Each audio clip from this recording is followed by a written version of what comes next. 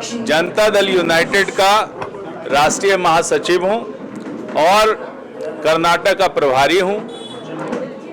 इस नाते मैं प्रभारी होने के नाते यहां पे आया हूं और अपने जितना भी जनता दल परिवार के साथी हैं, जनता दल परिवार के सदस्य हैं, सबसे मिल करके कैसे यहां पर पार्टी मजबूत हो, कैसे पार्टी आगे बढ़े, उसके संगठन को कैसे धारदार बनाया जाए, इसके लिए हम लोग काम कर रहे हैं।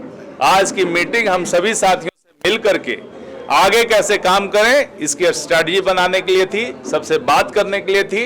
तो इस पे बात हुई। हमारे यहाँ के कर्नाटक के जो प्रेसिडेंट है महिमा पटेल जी तो लगातार पार्टी के लिए काम कर रहे हैं और काफी मजबूती के साथ काम कर रहे हैं, जमीन पे काम कर रहे हैं, लोगों के साथ जुड़ करके काम कर रहे हैं। मुझे लगता है कि इनके नेतृत्व में पार्टी मजबूत होगी और आगे जो भी चुनाव होंगे उसमें हम मजबूती के साथ लड़ेंगे। हमारे जो यहाँ पर हैं नागराज जी ये काफी एक्टिव लोग हैं और इन्होंने काफी काम किया है और मुझे लगता है कि ये अभी काउंसिल के चुनाव में ग्रेजुएट कंस्टिट्यूएंसी उसमें हमारा दल 5 दल हम लोग साथ मिलकर लड़ रहे हैं, एनडीए अलायंस है और हमारा दल मजबूती के साथ इस चुनाव में भाग लेगा। और मुझे लगता है कि पहले भी जिस तरह जीते हैं इस बार भी बहुत अच्छे से हम लोग का टारगेट है 2025 और 225। फिर से नीतीश वो मैं बात बता देता हूं। तो ये जो हम लोग का नारा है, सारे दल मिल करके हम लोग फिर से माननीय मुख्यमंत्री जी को फिर से मुख्यमंत्री बनाने के लिए दृढ़ संकल्पित हैं, पूरी मजबूती के साथ काम कर रहे हैं, सब मिलके काम कर रहे हैं और बहुत अगले चुनाव में हमारा प्रदर्शन बहुत अच्छा होगा, इसकी मुझे पूरी उम्मीद है। इसके लिए काम किया जा रहा है। और जहां तक सीट शेयरिंग की बात है, कुछ आप लोगों ने पूछा है, तो हमेशा से पिछले 20 सालों से हम लोगों को गठबंधन चलाने का अनुभव रहा है।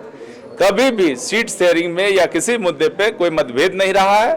तो समय आने के साथ साथ सीट शेयरिंग और सभी मुद्दों पे सहमति बना ली जाएगी और मुझे लगता है कि सब मिलजुल करके एकजुटता के साथ लड़ेंगे और बिहार में फिर से जनता हमें फिर से उसी प्रकार का सहयोग देगी जैसे उन्होंने पहले दिया है। मजबूती के साथ हम लोग लड़ेंगे। कर्नाटकದಲ್ಲಿ ಶುರು ಮಾಡಬಹುದಾ? ಕರ್ನಾಟಕದಲ್ಲಿ ರಾಜಕೀಯ ವಲಯದಲ್ಲಿ ಒಂದು ದೊಡ್ಡ ಜನರ ಪರವಾಗಿ ಆಲೋಚನೆ ಮಾಡುವಂತ ಒಂದು ಶಕ್ತಿ ಬೇಕಾಗಿದೆ, ಒಂದು ಪಕ್ಷ ಬೇಕಾಗಿದೆ। ಈಗ ಉಳಿದ ಯಾವುದೇ ಪಕ್ಷಗಳು ಏನಿದಾವೆ ಅವುಗಳ ಬಗ್ಗೆ ನಾನು ಹೆಚ್ಚು ಮಾತಾಡೋದಕ್ಕೆ ಹೋಗಲ್ಲ।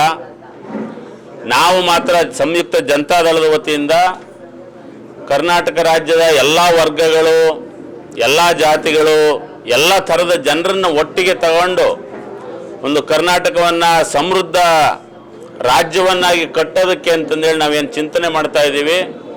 ಅದಕ್ಕೆ ನಮಗೆ ಕೇಂದ್ರದಿಂದ ನಿತೀಶ್ ಕುಮಾರ್ ಅವರು, ನಮ್ಮ ಕರ್ನಾಟಕ ರಾಜ್ಯದ ಉಸ್ತುವಾರಿ ಆಗಿರುವಂಥ ಮನೀಶ್ ಕುಮಾರ್ ವರ್ಮಾರವರು ಅವರು ಕೂಡ ಸಂಪೂರ್ಣ ನಮಗೆ ಬೆಂಬಲವನ್ನು ಕೊಡ್ತಿದ್ದಾರೆ। ಮುಂದಿನ ದಿನಗಳಲ್ಲಿ ಸಂಯುಕ್ತ ಜನತಾದಳ ಒಂದು ಪ್ರಬಲವಾದ ಜನರ ಪರವಾದಂಥ ಒಂದು ಪಕ್ಷ ಆಗಿ 2028ರ ಚುನಾವಣೆಯಲ್ಲಿ ಒಂದು ಪ್ರಬಲ ಶಕ್ತಿಯಾಗಿ ಜನರ ಪರವಾಗಿ ಕೆಲಸ ಮಾಡುವಂಥ ಒಂದು ಪಕ್ಷ ಆಗಿ ಬೆಳೆಸೋದಕ್ಕೆ ಅಂತಂದೇಳಿ ನಮ್ಮ ಸಂಯುಕ್ತ ಜನತಾದಳ ಕುಟುಂಬ ಅಂತ ನಾವು ಕರಿತೀವಿ। ಪಕ್ಷ ಅನ್ನೋದಕ್ಕಿಂತ ಸಂಯುಕ್ತ ಜನತಾದಳ ಕುಟುಂಬ ಅಂತ ನಮ್ಮ ಆಲೋಚನೆ ಜೊತೆಗೆ ನಮ್ಮ ಸಿದ್ಧಾಂತದ ಜೊತೆಗೆ ಹೊಂದ್ಕೊಳ್ಳೋಂಥ ಬೇರೆ ಬೇರೆ ಪಕ್ಷಗಳನ್ನು ಕೂಡ ಈಗ ಆಮ್ ಆದ್ಮಿ ಪಾರ್ಟಿ ಅವರು ನಮ್ಮನ್ನು ಸಂಪರ್ಕ ಮಾಡ್ತಿದ್ದಾರೆ, KRS ಪಕ್ಷದವರು ಸಂಪರ್ಕ ಮಾಡ್ತಿದ್ದಾರೆ, ಮೊದಲಿಂದನೂ ನಾವು JDS ಜೊತೆಗೆ ಇದ್ದಂಥವರು ಅವ್ರನ್ನೂ ಕೂಡ ಮಾತಾಡಿಸ್ತೀವಿ। ಎಲ್ಲ ನಮ್ಮ ಆಲೋಚನೆಗಳಿಗೆ ಜನರ ಪರವಾಗಿ ಯೋಚನೆ ಮಾಡೋಂಥ ಎಲ್ಲ ಪಕ್ಷಗಳನ್ನು ಕೂಡ ನಮಗೆ ಬೆಂಬಲ ಕೊಡೋದಕ್ಕೆ BJP ಕಾಂಗ್ರೆಸ್ದವ್ರು ಬೆಂಬಲ ಕೊಟ್ಟರೆ ನಾವೇನು ಬೇಡ ಅನ್ನಲ್ಲ। ಈ ಸಾರಿ ಈ ನಮ್ಮ ಚುನಾವಣೆ ಈಗ 2026 ಜೂನ್ನಲ್ಲಿ ಆಗ್ನೇಯ ಪದವೀಧರ ಕ್ಷೇತ್ರದ ಚುನಾವಣೆ ಏನು ಬರ್ತಿದೆ, ಅದಕ್ಕೆ ನಾಗರಾಜ್ ಅವ್ರನ್ನ ಕ್ಯಾಂಡಿಡೇಟ್ ಮಾಡಿದ್ದೀವಿ। ಮತ್ತೆ ಉಳಿದ ಇನ್ನೂ ಬೇರೆ ಬೇರೆ ಭಾಗಗಳಲ್ಲಿ MLC ಎಲೆಕ್ಷನ್ ಏನು ಬರ್ತಿದೆ, ಅದಕ್ಕೆ ನಾವು ಅಭ್ಯರ್ಥಿಗಳನ್ನು ಹಾಕ್ಕೊಂಡು ಈ ಕರ್ನಾಟಕ ರಾಜ್ಯದಾದ್ಯಂತ ಪಕ್ಷವನ್ನು ಬೆಳೆಸಿ ಮುಂದಿನ ದಿನಗಳಲ್ಲಿ ಸರ್ವೇ ಜನ ಸುಖಿನೋ ಭವಂತು ಅಂತ ಏನು ಹೇಳ್ತಾರೆ, ಸಕಲ ಜೀವಾತ್ಮರಿಗೆ ಲೇಸಾಗಲಿ ಅಂತಂದೇನು ಹೇಳ್ತಾರೆ, ಆ ಥರದ ಒಂದು ವ್ಯವಸ್ಥೆಯನ್ನು ಕಟ್ಟೋದಕ್ಕೆ ನಾವು ಬದ್ಧರಾಗಿದ್ದೇವೆ. 5 ಕ್ಷೇತ್ರಗಳು: ಪರಿಸರ, ಕೃಷಿ, ಶಿಕ್ಷಣ, ಆರೋಗ್ಯ, ಆಡಳಿತ. ಬರೀ 5 ಅಷ್ಟೇ ಅಲ್ಲ, 6ನೇದು ಭಾಳ ಮುಖ್ಯವಾದ್ದು ಸಂಬಂಧಗಳು, ಬಾಂಧವ್ಯಗಳು. ವಿರೋಧ ಪಕ್ಷ ಆಡಳಿತ ಪಕ್ಷದ ನಡುವೆ ಕೂಡ ಒಂದು ಒಳ್ಳೆ ಬಾಂಧವ್ಯ ಇರಬೇಕು ಅನ್ನೋಂಥದ್ದು ನಮ್ಮ ಆಲೋಚನೆ. ಅದನ್ನು ನಮ್ಮ ತಂದೆ JH ಪಟೇಲರು ವಿರೋಧ ಪಕ್ಷದ ಎಲ್ಲರ ಜೊತೆಗೂ ಒಂದು ಒಳ್ಳೆ ಬಾಂಧವ್ಯವನ್ನು ಇಟ್ಕೊಂಡಿದ್ರು. ಅದನ್ನು ಲೆಗಸಿ ಆ ಪರಂಪರೆಯನ್ನು ನಮಗೆ ವಿರೋಧ ಪಕ್ಷಗಳು ಅಂತ ನಾವೇನು ಯೋಚನೆ ಮಾಡ್ತೀವಿ, ಅವ್ರ ಜೊತೆಗೂ ಒಳ್ಳೆ ಸಂಬಂಧವನ್ನು ಇಟ್ಕೊಂಡು ಹೋಗ್ತೀವಿ. ನಾವು ಅವರ ಮಾರ್ಗದರ್ಶನ ತಗೋತೀವಿ. ನಾನು ಹೇಳಿದ್ನಲ್ಲ, ಸರ್ವೇ ಜನ ಸುಖಿನೋ ಭವಂತು ಅಂತ. ಎಲ್ಲರ ಅಭ್ಯುದಯಕ್ಕೆ ಏನು ಬೇಕೋ ಆ ಥರದ್ದು ನಾವು ವ್ಯವಸ್ಥೆಯನ್ನು ಅವರಿಂದ ಮಾರ್ಗದರ್ಶನ ತಗೊಂಡು ನಮ್ಮದೇ. ಯಾಕೆಂದರೆ ಒಂದೇ ಆಲೋಚನೆ, ಈಗ ಬಿಹಾರದ ಆಲೋಚನೆ ಕರ್ನಾಟಕಕ್ಕೆ ಹೊಂದುತ್ತೆ ಅಂತ ಇಲ್ಲ, ಅಥವಾ ಭಾರತ ದೇಶದಲ್ಲೆಲ್ಲೋ ಡೆಲ್ಲಿ ಒಳಗೆ ಕುತ್ಕೊಂಡ್ರೆ ನಮ್ಮ ಕರ್ನಾಟಕದ ಕಾರಿಗ್ನೂರು, ನಮ್ಮ ಹಳ್ಳಿ ಕಾರಿಗ್ನೂರಿಗೆ ಏನೋ ತೀರ್ಮಾನ ಮಾಡ್ತಾರೆ ಅಂದರೆ ಅದು ಹೊಂದಕ್ಕೆ ಆಗಲಿಕ್ಕಿಲ್ಲ. ಅಲ್ಲಲ್ಲಿ ಅದಕ್ಕೆ ನಾವು ಅಧಿಕಾರ ವಿಕೇಂದ್ರೀಕರಣ ಅನ್ನೋದನ್ನ ಭಾಳ ಹೆಚ್ಚು ಮಾತಾಡೋದು. Decentralisation of power is very important. ಅದ್ರ ಕಡೆಗೆ ನಾವು ಹೆಚ್ಚು ಗಮನ ಕೊಡ್ತೀವಿ. ಏನು ದಿನ ನಮ್ಮ ರಾಷ್ಟ್ರೀಯ ಪ್ರಧಾನ ಕಾರ್ಯದರ್ಶಿಗಳು, ನಿವೃತ್ತ IAS ಅಧಿಕಾರಿಗಳು, ಮುಖ್ಯಮಂತ್ರಿಗಳ ಅಂದರೆ ಬಿಹಾರದ ಮುಖ್ಯಮಂತ್ರಿಗಳಾದಂಥ ನಮ್ಮೆಲ್ಲರ ನೆಚ್ಚಿನ ನಾಯಕ, ರಾಷ್ಟ್ರೀಯ ನಾಯಕರಾದಂಥ ಶ್ರೀಯುತ ನಿತೀಶ್ ಕುಮಾರ್ ಅವರ ಆಪ್ತರು ಆಗಿರ್ತಕ್ಕಂಥ, ಜೊತೆಗೆ ಕರ್ನಾಟಕದ ಉಸ್ತುವಾರಿಗಳು ಆಗಿರ್ತಕ್ಕಂಥ ಶ್ರೀಯುತ ಮನೀಶ್ ಕುಮಾರ್ ವರ್ಮಾ ಸರ್ ಇವತ್ತು ಕರ್ನಾಟಕಕ್ಕೆ ಬಂದು ನಮಗೆಲ್ಲ ಶಕ್ತಿಯನ್ನು ನೀಡಿದ್ದಾರೆ, ಒಂದು ಪವರನ್ನು ಕೊಟ್ಟಿದ್ದಾರೆ. ಯಾಕಂದರೆ ಇನ್ನು ಮುಂದಿನ ದಿನಗಳಲ್ಲಿ ನಾವು ಕರ್ನಾಟಕದಲ್ಲಿ JDU ಪಕ್ಷವನ್ನು ಅತ್ಯಂತ ಹೆಚ್ಚಿನ ರೀತಿಯಲ್ಲಿ ಪ್ರಬಲವಾಗಿ ನಾವು ಪಕ್ಷವನ್ನು ಬೆಳೆಸ್ತೀವಿ. ಮತ್ತೆ ಬೂತ್ ಮಟ್ಟದಲ್ಲಿ ಪಕ್ಷವನ್ನು ಬೆಳೆಸೋದಕ್ಕೆ ನಾವೆಲ್ಲ ಪ್ರಯತ್ನ ಪಡ್ತೀವಿ. ಮತ್ತೆ ನಮ್ದೆಲ್ಲ ಸಪೋರ್ಟ್ ಇರುತ್ತೆ, ಕೇಂದ್ರದಿಂದ ಸಪೋರ್ಟ್ ಇರುತ್ತೆ ಅಂತೇಳಿ, ಅದ್ರ ಜೊತೆಗೆ ಏನಪ್ಪಾ ಅಂದ್ರೆ ಈ ಮುಂಬರುವ ಆಗ್ನೇಯ ಪದವೀಧರ ಕ್ಷೇತ್ರಕ್ಕೆ ಅಭ್ಯರ್ಥಿ ಈ ಸರಿ ನಾವು ಗೆಲ್ಸ್ಕೊಂಡು ಬಂದೇ ಬರ್ತೀವಿ ಅಂತೇಳಿ ಹೇಳೋದ್ರ ಮುಖಾಂತರ ನಮ್ಮೆಲ್ಲ ಒಂದು ಈ JDU ಕುಟುಂಬಕ್ಕೆ ಮತ್ತೆ ನಮ್ಮ ಕಾರ್ಯಕರ್ತರಿಗೆ, ಪದಾಧಿಕಾರಿಗಳಿಗೆ ಮತ್ತೆ ಮತದಾರರಿಗೆ ಒಂದು ಶಕ್ತಿಯನ್ನು ತುಂಬಿದರೆ ಅವ್ರಿಗೆ ನಾವು ಹೃದಯಪೂರ್ವಕವಾಗಿ ಧನ್ಯವಾದಗಳು ಹೇಳೋ ಜೊತೆಗೆ ಈ ದಿನ ಈಗಾಗಲೇ ನಾವು ಸಾಹೇಬ್ರು ಹೇಳಿದ್ದಾರೆ, ಡಿಸ್ಕಷನ್ ಮಾಡ್ತಿದ್ದಾರೆ, ಮಹಿಮಾ ಸರ್ ಜೊತೆ ಡಿಸ್ಕಷನ್ ಮಾಡಿದ್ದಾರೆ, ನಮ್ಮ ರಾಜ್ಯಾಧ್ಯಕ್ಷರಂತ ಮಹಿಮಾ ಸರ್ ಜೊತೆ ಡಿಸ್ಕಷನ್ ಮಾಡಿದರೆ ಇವತ್ತು ನಾವು ಸಾಧ್ಯ ಆದರೆ ನಮ್ಮ ರಾಷ್ಟ್ರೀಯ ಮುತ್ಸದ್ದಿ ನಾಯಕರು ಮತ್ತೆ ಹಿರಿಯ ನಾಯಕರಾದಂಥ ದೇವೇಗೌಡರು ಸಹ ಇವತ್ತು ನಾವು ಭೇಟಿ ಮಾಡೋಕ್ಕೆ ಒಂದು ಅವಕಾಶ ಇದೆ. ಅವರೇನೋ ಫ್ರೀ ಇದ್ರೆ ಇವತ್ತು ಎಲ್ಲರೂ ಒಂದು ಡಿಸಿಷನ್ ತಗೊಂಡು ಇವತ್ತು ಹೋಗಿ ಭೇಟಿ ಮಾಡಲಿ, ಅವ್ರನ್ನೂ ಸಹ ಮುಂದಿನ ಸಂಪರ್ಕಕ್ಕೆ ನಮ್ಮ ಒಂದು ಪಕ್ಷದ ಒಂದು ಸಂಬಂಧಗಳು ಜೊತೆಯಾಗಿ ಚೆನ್ನಾಗಿ ಆಗಲಿ ಅನ್ನೋ ರೀತಿಯಲ್ಲಿ ನಾವೆಲ್ಲ ಮುಂದಿನ ದಿನಗಳಲ್ಲಿ ಜನತೆಗೆ ಮುಂದಕ್ಕೆ ಹೋಗ್ತಿದ್ದೀವಿ. ಇದ್ರ ಜೊತೆಗೆ ಇನ್ನ ಮತ್ತೆ ಬಶಿಷ್ಠ ಮಂಡಲ್ ಅವರು ಬಂದಿದ್ದಾರೆ ಬಿಹಾರದಿಂದ, ಮತ್ತೆ ಅಜಯ್ ಅವರು ಬಂದಿದ್ದಾರೆ.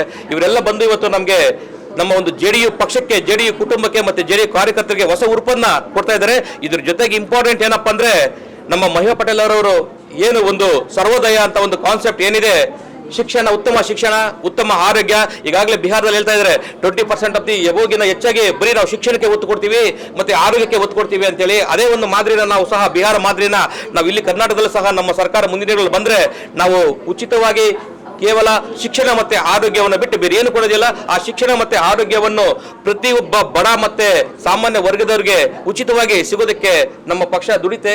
ಮತ್ತೆ ನಾವು ಜೊತೆಗೆ ಈಗಾಗಲೇ ಜಿಲ್ಲಾ ಮಟ್ಟದಲ್ಲಿ, ತಾಲೂಕು ಮಟ್ಟದಲ್ಲಿ ಮತ್ತೆ ಹೋಬಳಿ ಮಟ್ಟದಲ್ಲಿ ಬೂತ್ ಲೆವೆಲ್ ಅಲ್ಲಿ ಹೋಗಿ ನಾವು ವರ್ಕ್ ಮಾಡೋದಕ್ಕೆ ಸ್ಟಾರ್ಟ್ ಮಾಡಿದೀವಿ. ಆಗಲೇ 22 ಜನವರಿ 2025ರಿಂದ ನಾವಾಗಲೇ ಕುಡುಮಲಲ್ಲಿ ಸ್ಟಾರ್ಟ್ ಮಾಡಿ ನಮ್ಮ ಮಹಿಮಾ ಪಟೇಲ್ ಸರ್ ಅವರ ನೇತೃತ್ವದಲ್ಲಿ ಪ್ರತಿ ಜಿಲ್ಲಾ ಕೇಂದ್ರಗಳಿಗೆ, ತಾಲೂಕು ಕೇಂದ್ರಗಳಿಗೆ ಮತ್ತೆ ಹೋಬಳಿ ಕೇಂದ್ರಗಳಿಗೆ, ಬೂತ್ ಮಟ್ಟದಲ್ಲಿ ಕೇಂದ್ರಗಳಿಗೆ ಹೋಗಿ ಜನಸಂಪರ್ಕ ಮಾಡಿ ಅವ್ರ ಸಮಸ್ಯೆಗಳನ್ನು ಹರ್ಕೊತಾ ಇದೀವಿ. ಅಂದ್ರೆ ಅರಿತು ಅವ್ರಿಗೆ ಸ್ಪಂದನೆಗಳನ್ನ ಕೊಡ್ತಾ ಇದ್ವಿ. ಮುಂದಿನ ದಿನಗಳಲ್ಲಿ ಮಹಿಮಾ ಪಟೇಲ್ ಸರ್ ಅವರ ನೇತೃತ್ವದಲ್ಲಿ ಮನೀಶ್ ಕುಮಾರ್ ಸರ್ ಅವರ ಒಂದು ಸಹಕಾರದಿಂದ, ಯಾಕಂದ್ರೆ ಉಸ್ತುವಾರಿಗಳು ಅವರಾಗಿರ್ತಾರೆ, ಅದ್ರ ಜೊತೆಗೆ ನಮ್ಮ ನಿತೀಶ್ ಕುಮಾರ್ ಅವರ ಒಂದು ಆಶೀರ್ವಾದದೊಂದಿಗೆ ಮತ್ತೆ ಸೆಂಟ್ರಲ್ JDU ಎಲ್ಲ ಪದಾಧಿಕಾರಿಗಳ ಒಂದು ಸಹಯೋಗದೊಂದಿಗೆ, ಸಹಕಾರದೊಂದಿಗೆ ಮುಂದಿನಲ್ಲಿ JDU ಪಕ್ಷ ಕರ್ನಾಟಕದಲ್ಲಿ ಅತ್ಯಂತ ಹೆಚ್ಚಿನ ಮಟ್ಟದಲ್ಲಿ ನಾವು ಪಕ್ಷವನ್ನು ಸಂಘಟನೆ ಮಾಡಿ ಮುಂದೆ ಬರ್ತವ ಎಲ್ಲಾ ಚುನಾವಣೆಗಳಲ್ಲಿ ನಾವು ಪಾರ್ಟಿಸಿಪೇಟ್ ಮಾಡ್ತೀವಿ ಮತ್ತೆ ಚುನಾವಣೆಯಲ್ಲಿ ನಿಂತ್ಕೊಂತೀವಿ ಅಂತ ಹೇಳ್ತಾ ನಾನು ಒಂದು ಭಾಷಣವನ್ನು ಮುಗಿಸ್ತೇನೆ. ಜೈ ಹಿಂದ್, ಜೈ ಕರ್ನಾಟಕ.